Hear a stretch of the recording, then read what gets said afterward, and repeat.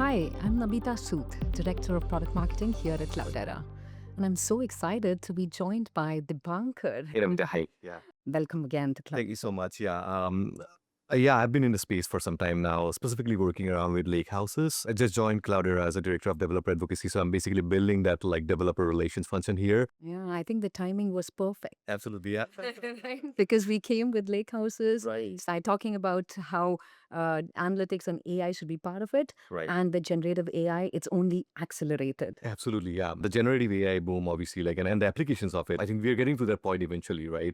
But I think the most important part here is like, the foundation of it is really like data part of it, whether you're using a large language model or a small language model, like trained on some specific data set. Data Lakehouse being that kind of repository, if you may, and the centralized source. The idea is that how do we enable organizations to run any sort of workload, whether it's BI for analytic purpose, or it's machine learning or generative AI. And like you rightly said, it's about the context because when we start using AI and specifically generative AI, it's all about providing context to Right. your AI, right? Otherwise, AI is nothing but just a simple chatbot. Yes, exactly. So Yeah. if you want to use it for enterprise purposes, being able to provide that context Mhm. from the enterprise data, Right.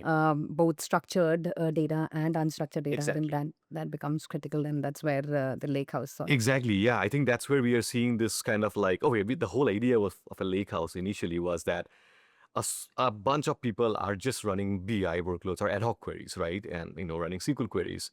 The difficulty was that, there was no like consolidated way to like run those workloads on top of a solid architectural foundation.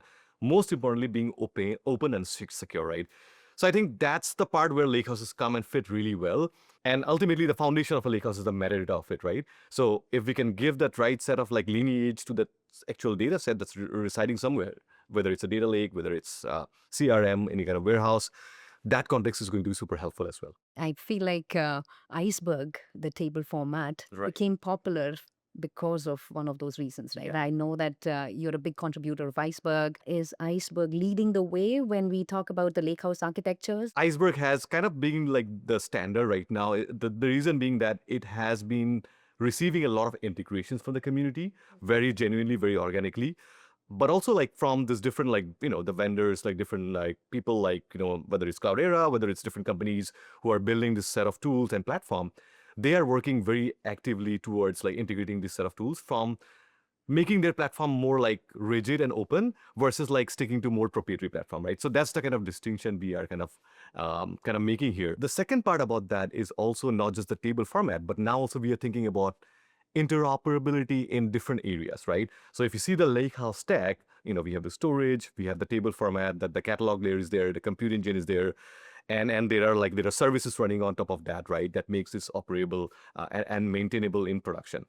The point here is that we should be able to be interoperate between different things, and the standard helps us to do that, right? And then the other thing I'm super excited about is the Lakehouse optimizer that we Right. have also added to our platform now, Right. which just makes it easy for all the developers Mhm. to get the same optimizations from the data when they're using all these different engines. Right. And optimization is a really critical area, right? Most of the time, the journey with Lakehouse is like with my experience is that, okay, I help someone operationalize Lakehouse in production. You choose your data file format, which is Parquet. You choose your table format, which is Iceberg. You choose a catalog, plug it there, plug in your compute engine, and you're up and running. Technically, in a more single node workload case, yeah, that is true. You can basically run your analytics on top of that. But the difference starts basically when you are operationalizing this thing in production, right? You have to think a little bit more about how your ingestion jobs are happening, right? And how do you balance it up with the stable management services, which are pretty critical, right? Because if you really break down a lakehouse architecture, it's like a database system. So how do you optimally organize this data, right? How do you cluster this data? How do you Z-order this data?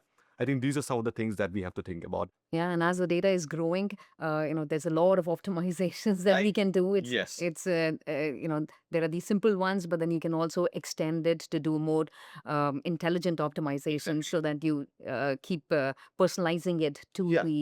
the way the table is evolving, and then you Right. can also do tiering. You can also, Yeah, and I think make it more efficient. AI and generative AI also is like could be a great enabler. I should not say it could be a great enabler, right? But maybe in the future, you will be alerted more of a like a kind of a prescriptive maintenance, I would say, like these are some of the tables that you need to be worried about, the partition strategy of it, right? The files are not organized as you should be in a way. So maybe prescriptive maintenance would be something like for me, it's really like intriguing.